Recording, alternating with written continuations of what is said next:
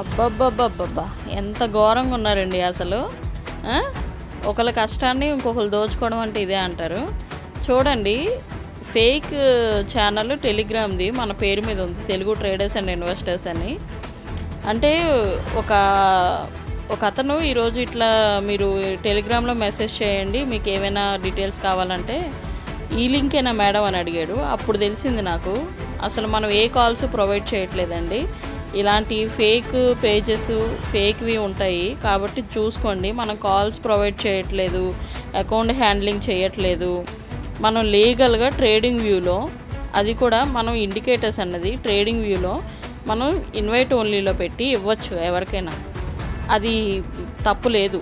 So మనం ఏదైతే తప్పు కాదో అదే చేస్తున్నాం. ఇలాంటి టెలిగ్రామ్స్‌లో మన పేరు మీద ఉన్నవి చూసి దయచేసి మీరు జాయిన్ అవ్వద్దు.